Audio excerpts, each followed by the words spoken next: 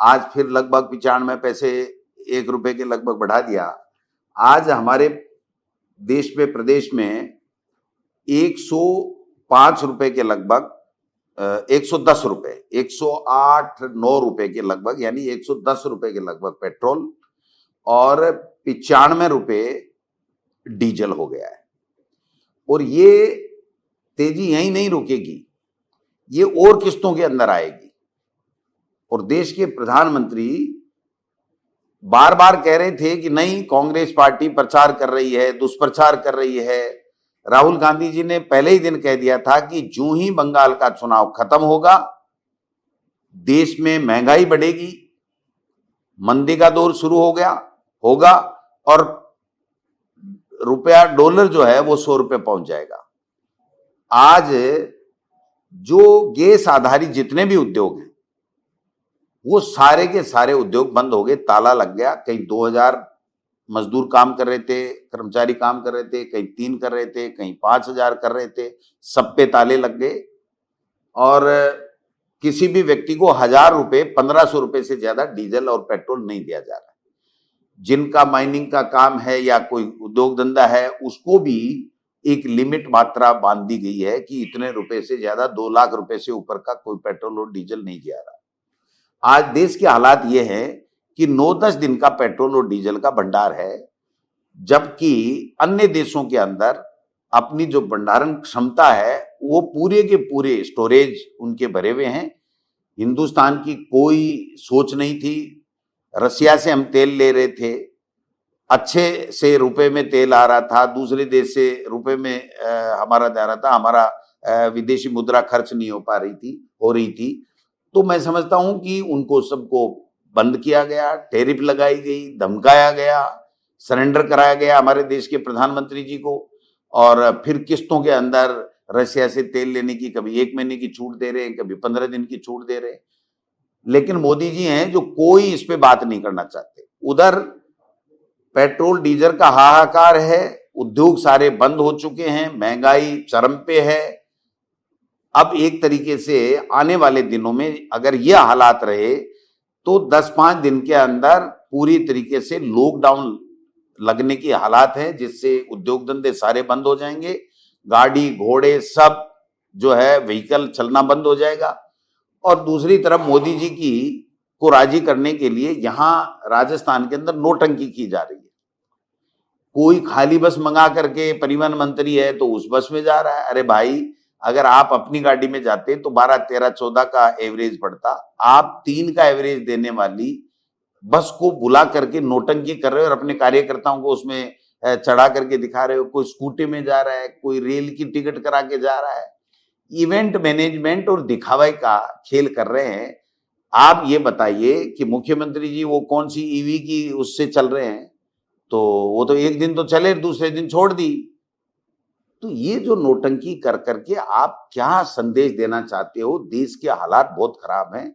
अभी भी कई डिपार्टमेंट ऐसे हैं जहां पर कर्मचारियों को तनख्वाह नहीं मिल रही है। मई की, अप्रैल की भी तनख्वाह नहीं मिली है।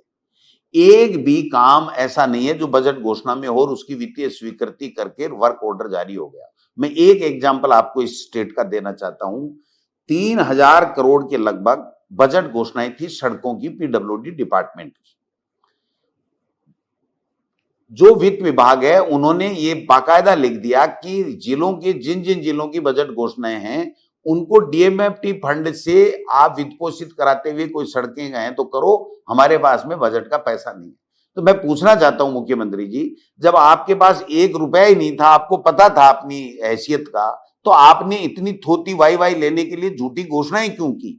और डीएमएफटी जो फंड होता है उसका चेयरपर्सन, उस डिस्ट्रिक्ट का मिनरल का जो पैसा आता है उसका कलेक्टर होता है और जनप्रतिनिधि उसके मेंबर होते हैं। और वो जो डायरेक्ट इफेक्टेड एरिया होता है जहां पर माइनिंग होती है और जहां से कलेक्शन होता है वही पैसा लगाया जाता है, उसके अलावा नहीं लगाया जाता। राज्य सरकार उसके ऊपर या केंद्र सरकार कोई निर्देश नहीं दे सकती है कि आप ये पैसा यहां खर्च करोगे, यहां नहीं करोगे। वो जनप्रतिनिधि जिला कलेक्टर की अध्यक्षता में बैठक करते हैं और उस जिले में जो माइनिंग से डायरेक्ट इफेक्टेड एरिया है उसी में वो पैसा लगता है। तो आप बताइए कि ये 3000 करोड़ का एक भी वित्तीय स्वीकृति आज तक के इतिहास में 70 साल में नहीं हुआ कि बजट की घोषणा हो गई हो और जून का महीने आने वाला हो और उसमें कोई वित्तीय स्वीकृति जारी नहीं हुई हो। तो ये जो हालात इस प्रदेश के बने हुए हैं, इस देश के जो हालात बने हुए हैं, ऐसे में मोदी जी तो मस्त हैं और ये इवेंट मैनेजमेंट करके ड्रामाबाजी, नोटकबाजी, नाटकबाजी कर रहे हैं। मैं समझता हूं कि जनता बहुत परेशानी में है।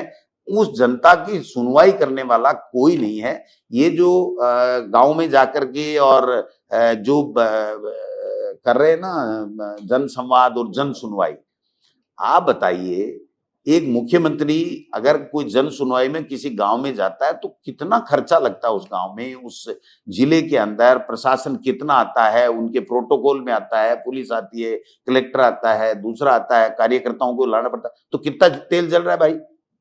आप बताइए कितना तेल जल रहा है। आप ऑनलाइन सारी व्यवस्था है, आपने जो एसीएस से टेलीफोन से जो सुनने की थी उसमें 5.5 लाख 25 दिन के अंदर शिकायतें आ गई थी। आप तो उन्हीं का निवारण कर दो तो हम तो मान जाएंगे कि आप लोग जो है वो कुछ किसी की सुनवाई कर रहे हो। उनको तो डिब्बे में पैक कर दिया, लॉक लगा दिया कि नहीं नहीं ये तो ऐसे ही है और मुझे तो जाकर के फोटो खिंचानी है और मोदी जी को भेजनी है।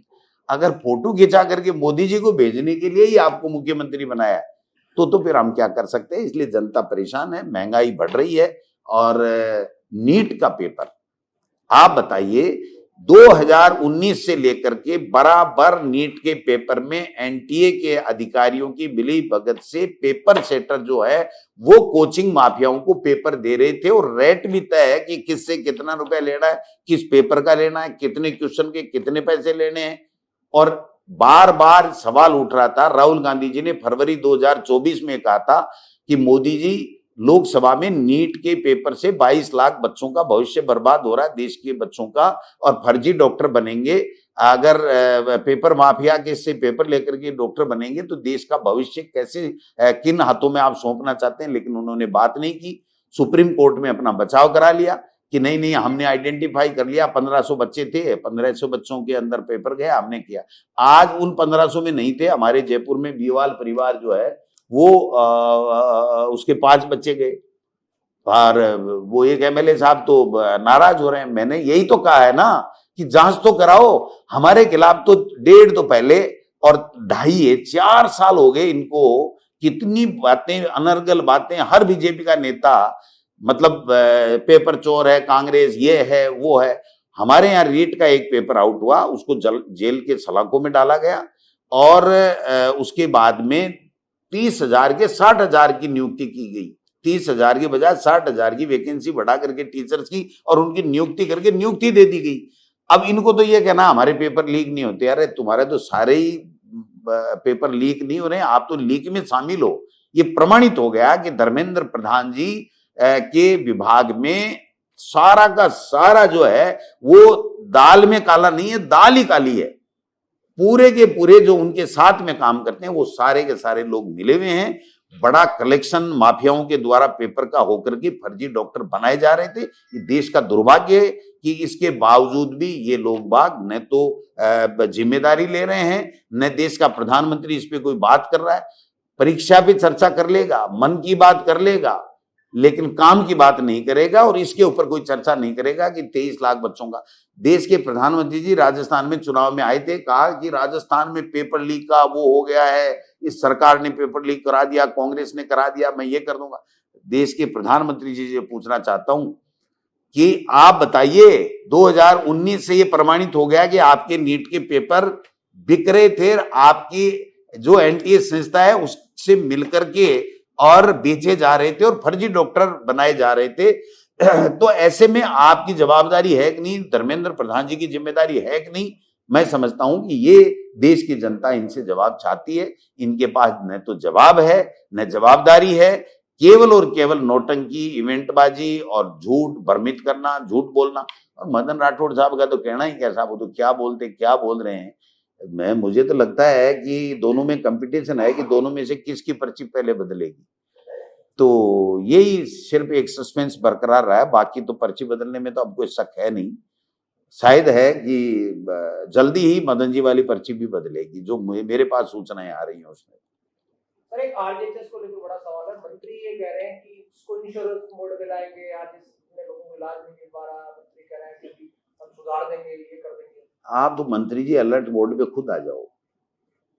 आप जो साइलेंट मोड पे हो ना, उससे प्रदेश के लोग परेशान हैं। आज दवाइयां नहीं है, जो 750 दवाइयां फ्री में मिलती थी, आप 50 दवाई फ्री में नहीं मिल रही हैं। जो पहले दवाई नहीं मिलती थी उसको खरीदने का नीचे के लेवल पे अधिकार था, वहां नहीं है। आज जो यहां से आप छोटी मोटी दवाइयां भेज रहे हो वो सारी नकली जा रही हैं। आज कोई प्राइवेट हॉस्पिटल के 3,000 करोड़ रुपए आपके बकाया पड़े हैं, आप दे नहीं रहे और केवल उनपे झूठी जांचें बैठा बैठा के इसको पूरी योजना को डंप करना चाह रहे हो। आपके डॉक्टरों की 6-6, 8-8 महीने तक यहाँ वेटिंग में बैठे रहते हैं, 200-200, 500-500, 1,000-1,000 डॉक्टर। आप पोस्टिंग नहीं कर रहे हो, प्रमोशन नहीं कर रहे हो, हॉस्पिटलों की जो दवाइयां और जो इक्विपमेंट की बात है वो नहीं कर पा रहे हो। तो सवाल ये है कि पूरा का पूरा सिस्टम कोलैप्स हो गया इनका, और इनको कोई संभालने वाला भी नहीं है, क्योंकि ब्यूरोक्रेसी चला रही है। ये इनका तो खुद का तो विजन काम नहीं कर रहा है और ब्यूरोक्रेसी मजे ले रही है। भ्रष्टाचार का पूरा बोलबाला है। दिल्ली से पर्ची आती है, दिल्ली का ठेकेदार गुजरात का आता है, उसका काम करते हैं, ऊपर से पीठ थपथपाई जाती है और इनका काम हो गया, बात खत्म होगी। इतना सा हो रहा है, जनता के लिए कोई काम इस बीजेपी सरकार में नहीं। कोटा में जो मोती हैं उनकी भी अभी तक रिपोर्ट नहीं है। रिपोर्ट क्या आनी है, इनको तो पता है। आज आप बताइए कोटा में कितना बड़ा हादसा हो गया, हमने कमेटी भेजी, हमारे जिलाध्यक्ष ने 6-7 दिन तक धरना दिया, कांग्रेस के लोगों ने दिया, मंत्री की ड्यूटी नहीं बन रही थी जाकर के देख के आए। वो तो अपने ऐसे बदलवाने के चक्कर में रूठे हुए बैठे हैं पूरी सरकार से, मुख्यमंत्री जी से, कि मेरा तो ऐसे, वो क्या विभू कौशिक को किसको लगाना चाह रहे, पता नहीं क्या इंटरेस्ट है इनका। अब कौन बदलेगा ऐसे, मेरे पावर में होता मैं बदला देता कि काम तो करे कम से कम। हालात इनकी बहुत बुरे हालात हैं। एक आरएएस अधिकारी के भरोसे है आप अगर रूट करके बैठे और काम नहीं कर रहे हो डिपार्टमेंट का, तो ये तो बहुत गलत बात है। सर क्या ये आपके लिए हैरान करने वाली बात है कि विवाद परिवार के किसी भी सदस्य बोल रहे कि बीजेपी का सदस्य ही नहीं है, कोई है आपके पास कि वो सदस्य है, या एक्शन अभी तक नहीं हुआ? भाई हमारे पास में सारे प्रमाण हैं उसकी। वो भाजपा युवा की कार्यकारिणी में था, उसका भी कागज हमारे पास में है। वो बीजेपी के लिए एमपी और एमएलए में वोट मांग रहा है सोशल मीडिया के माध्यम से। उनका जो फेसबुक है, उनका जो दूसरे सोशल मीडिया अकाउंट है उसके ऊपर है। उनके जो है वो एमएलए साहब हैं वहां के बीजेपी के, उनको शादी की सालगिरह पे, उनके जन्मदिन पे वो बधाई दे रहा है, वो बात भी है। और वो खुद कह रहा है कि मैं तो छोटा पैदा हूं, मेरे से बड़े जो हमारे पार्टी के बड़े जो मगरमच्छ हैं, जिसके लिए मुख्यमंत्री जी को काफी 2.5 साल से तलाश है, मिल नहीं पाए। अब मुख्यमंत्री जी को मैं बता रहा हूं कि मगरमच्छ आपसे सुबह शाम मिलते रहते हैं, उनको अंदर करो और लोगों को न्याय दो। कार्रवाई नहीं हुई है, सबसे बड़ी बात है। मैं तो पार्टी से सस्पेंड किया है। कार्रवाई कैसे होगी, मोदी बोल ही नहीं रहा है। मोदी धर्मेंद्र प्रधान का इस्तीफा ले ले, तो अगर उसको डर लग रहा है कहीं धर्मेंद्र प्रधान ने पूरा कबाड़ा खोल दिया तो क्या होगा। तो ये जो सवाल ये है कि जवाबदारी लेने को तैयार ही नहीं है।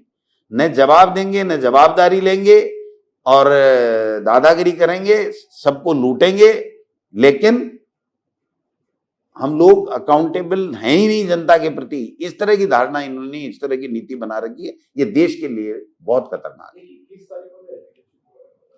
21 तारीख को पूरे प्रदेश के लोग, जो एनटीए ने साजिश करके बीजेपी सरकार की सह के ऊपर, धर्मेंद्र प्रधान जी की सह के ऊपर, जो पेपर माफियाओं को पेपर बेच करके जो फर्जी डॉक्टर बनाए गए हैं और जो लूटा गया है देश के लोगों को, उसके खिलाफ हमारा धरना प्रदर्शन, बीजेपी कार्यालय का घेराव है। निश्चित रूप से बहुत बड़ी संख्या में लोग आक्रोशित हैं, युवा आक्रोशित है, आएंगे। और ये आंदोलन एक दिन समाप्त नहीं होगा जब तक इनकी जवाबदारी सुनिश्चित नहीं की जाएगी, तब तक ये आंदोलन चलता रहेगा, चाहे कितना भी समय लग जाए। कल गवर्नर साहब शिक्षा मंत्री के सामने कह रहे थे कि प्रारंभिक और उच्च स्तर की जो शिक्षा है उसमें गिरावट आ रही है, यूनिवर्सिटी चल रही है, उसमें बच्चे नहीं है, फैकल्टी काम कर। वो तो सही कह रहे थे, बात तो सही कह रहे थे।